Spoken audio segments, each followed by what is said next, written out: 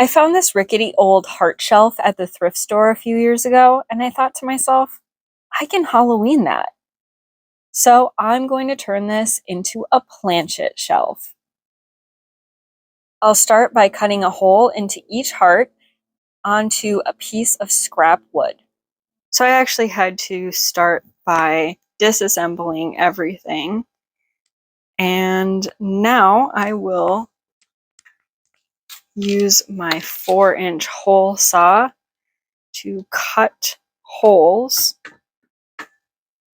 to make the planchettes.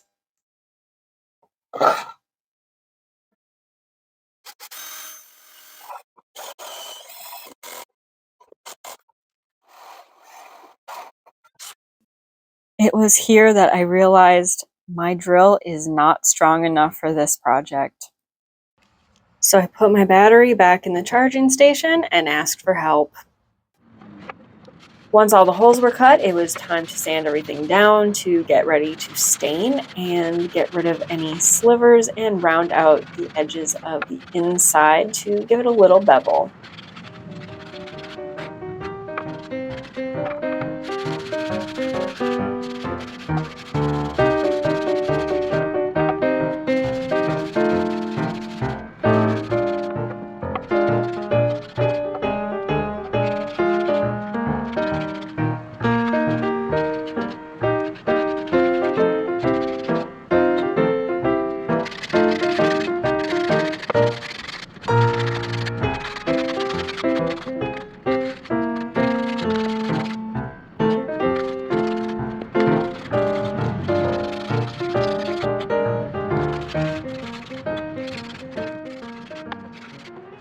After sanding, I wiped it all down and then I applied some UV resin tape, which, unbeknownst to me, would end up not having a good seal.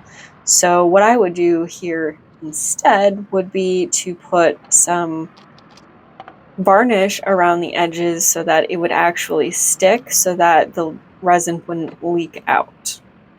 Hindsight is always 20/20. This project was another project from hell, and this is sort of the beginning of a meltdown for me, but I didn't know it quite yet. Now I'm about to start the resin pour, and I'm using UV resin because I wanted it to cure right away because I didn't leave myself a lot of time to finish this project, despite the fact that I started this in May. It was just one thing after another. This is my first time really using resin, and I didn't know that UV resin should not be applied in layers. So it was leaking out. I had no choice but to do layers because it was leaking out, and this is $40 a bottle with a coupon. So I didn't want it all leaking out everywhere, and I applied layers.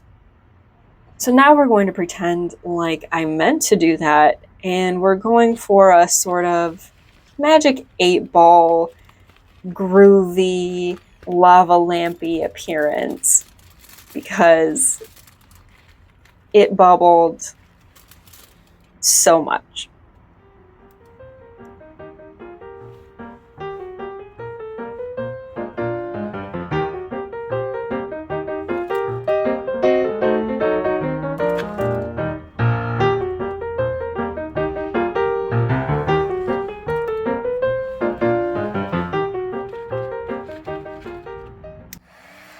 And now I am using a heat gun to try to pop the little bubbles. This was before I knew that giant bubbles would form. I've read that it's because the resin shrinks and causes bubbling to happen between the layers, which is why you don't do that. And now I am curing it under a UV light.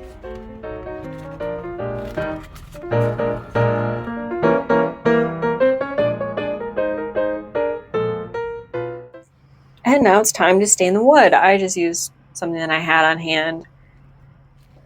I don't even know what it is.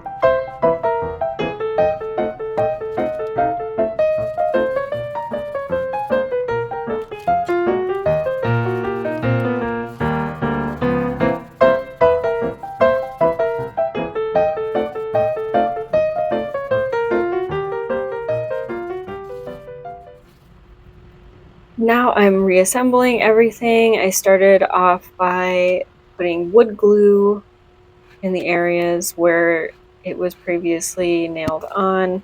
I actually bought a nail gun specifically for this, but it wasn't long enough, so that was a waste of money. And then I had to run out and get nails.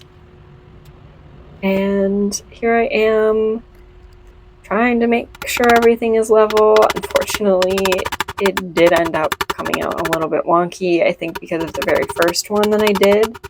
I was trying to do this alone, which, I mean, I recommend having help when you're trying to balance stuff and have everything be level, but it is what it is.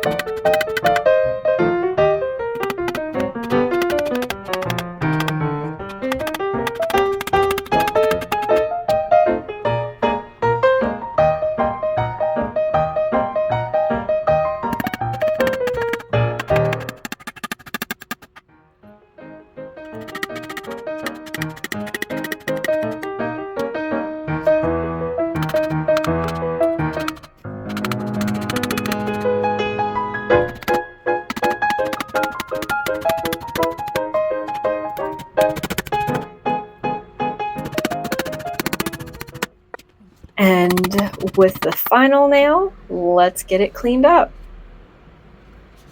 Overall, I am very happy that this project is done. It's not as bad as I was freaking out over, but let's check out the reveal.